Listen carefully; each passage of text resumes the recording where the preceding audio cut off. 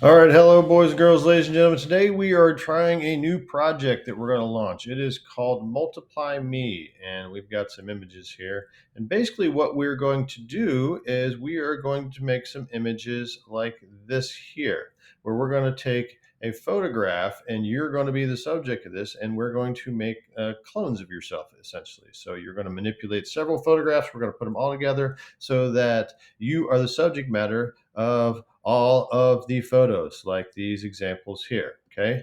Now I did one here and I'm going to walk you through how I did this. Okay. There's more than one way to do this, right? So it's kind of about which way that you can kind of unpack this in your mind the best way. Okay. So I'm going to bounce over here to Photoshop here, and I've got the photo where I put this project together here. Okay. Now this is over in Mr. Reynolds' art room here. So I've got a photo here of myself standing around this table. Okay. It's good to kind of have a plan in place. I decided that I was going to try and make like a board meeting that was with me, and me.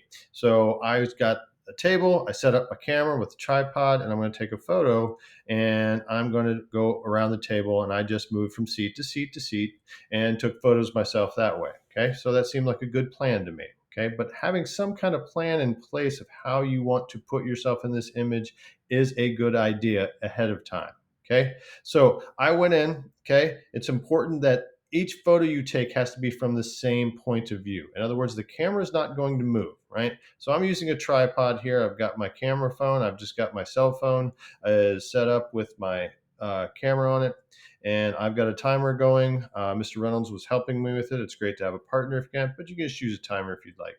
All right, so I took this first photo here. Okay, now how it worked out for me, this is the way I build it, but it's not the only way to do it. And I'm going to show you another way here.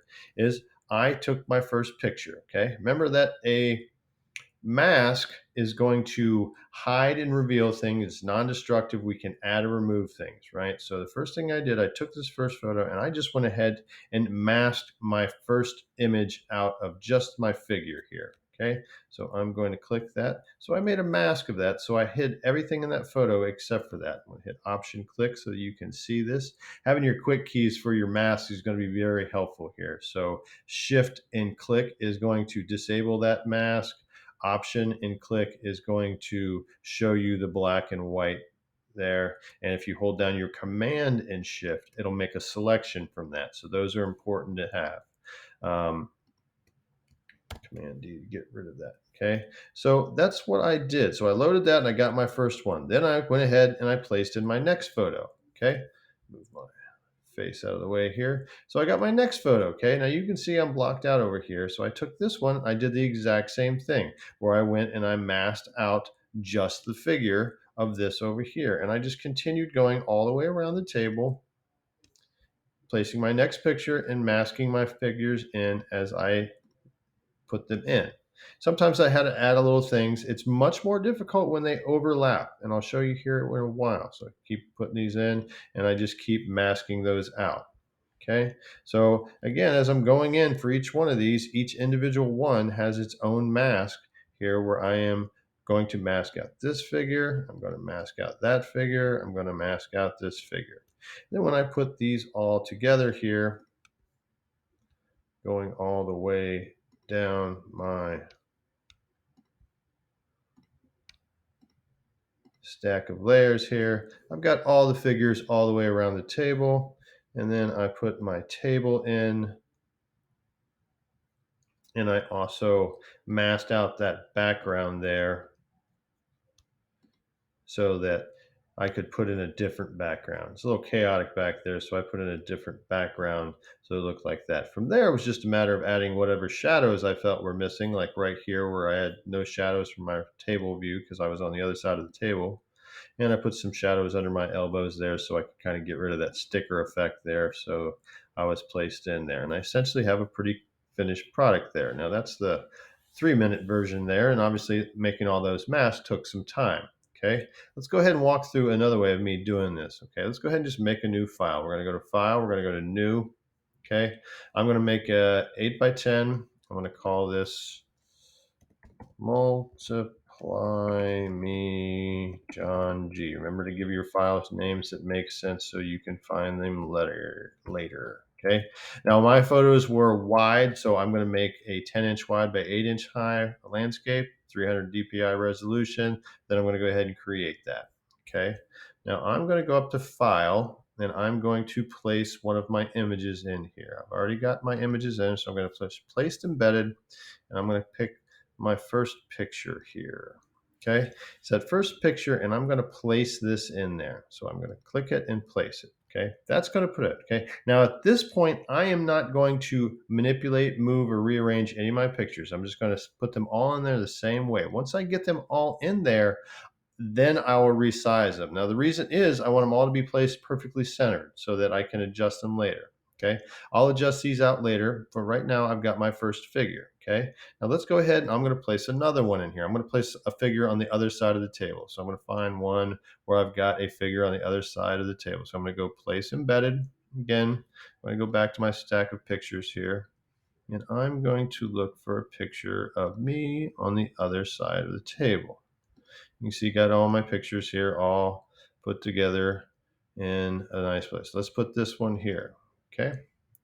So there you go. Okay. Now, again, I want to reiterate when I took the pictures, all these photos were from the same point. You notice when I turn this one off and on, my camera view pretty much is exactly the same. Okay. There's some slight changes in shadows and stuff from where I moved around the table or something like that. But other than that, that's in the exact same spot. And that's great. So I don't have to move the environment. I only have to move the people. Okay, so if I'm going to be on this layer and I want to reveal this character on the other side, which is underneath there, I'm going to put this guy underneath that layer so that I have this one on top.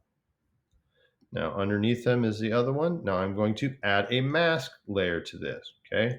Now remember, mask layers are invisible, so nothing looks like it happens. They only react to black and white. So if I get a brush here, and I load my default colors by hitting D, making sure that I have black as my foreground color. I can paint on that mask, not on the layer, but on the mask, and it will reveal this character over here. And you can see I can just kind of paint that ugly guy in right there, right? So easy peasy. I just kind of paint him in. The background's the same. Everything else is the same. So I can just kind of paint that guy in and get him all painted in. And I don't have to be terribly careful about it either because everything is in the same place. Okay. Then I have a mask. Okay. Now let's go ahead and place another guy in here. Let's do that again. We're going to go File. We're going to go Place Embedded. Okay, let's put another person in here. I'm going to put this character in here at the end. Okay, again, I've got my character. There he is right there. Again, I'm going to put him under the stack because he's farther away, so I want him down there. Okay, now as soon as I do that, you'll see again that I don't see him. Okay, so there's character 2. Okay, so I'm going to do the same thing. I'm going to turn off this top one here just to simplify things. We're going to do that same process where I'm going to put a mask on this so I can reveal this character at the end of the table. So I'll click the one I want to put the mask on. I'm going to select my layer mask. I'm going to get my black paint on my brush. Make sure I'm painting on the layer mask. Character is right there. So I'm going to go ahead and I can start painting this character in. Okay. Now, as long as the characters don't overlap, it's not a big deal. Okay. But you can see as I paint this mask in, it's taking away the one above it, right? So if I get in here a little bit closer, I'm going to make my brush a little bit smaller. I'm going to use my X key here to paint the things back that I need. And I can hit X again, and I can hide the things I don't need. Okay, so when they do overlap, you are going to have to do a little bit extra work. Okay, let's do one more here. Okay, if I turn that top layer on though, going back out, you'll see that now this guy's gone again. Well, it's because he's not masked out in this one. So how do I get that on there? Well, you can make a selection from a mask and I can add that mask to this one. So if I hold down my command click, I can load that selection that's there. Okay, it's inverted, but I can go up here and I can add that to this mask right here. So I can go here and then I can just go up to this top one and I've got my black, and I'm going to have to invert this. So select invert so that I just have that.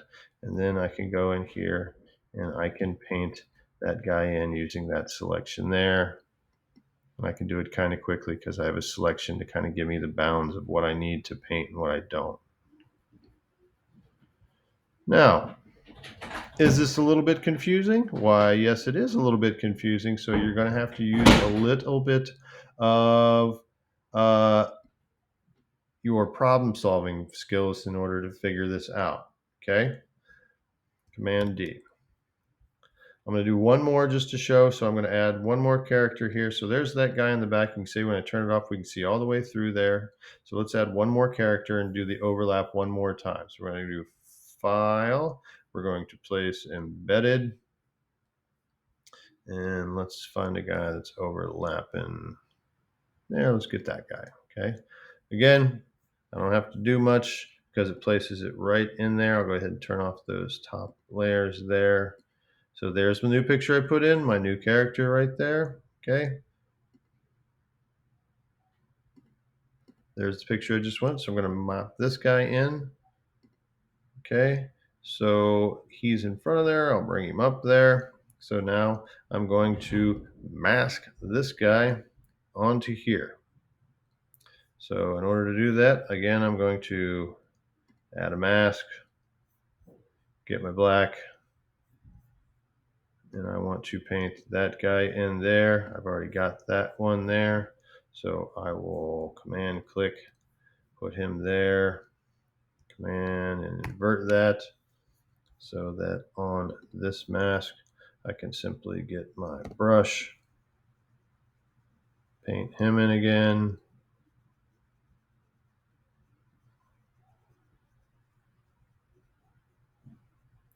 And then from there, it's wash, rinse, and repeat. Okay. Now again, I've got that guy over top of here, so I'm going to have to zoom and play with the overlap. Okay. Each situation where you overlap, it's going to be a little bit different.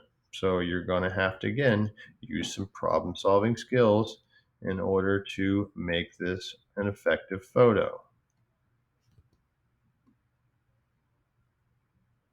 Okay. So there is our process for those that we're going to do. Okay. So whether you do it this way and you kind of mask them, stack them up loosely and copy selections, or if you do it the way here I did in the other one, where you carefully mask out each character like this, is up to you. But that is the process. All right. So do your best, be creative, and I will see you in class.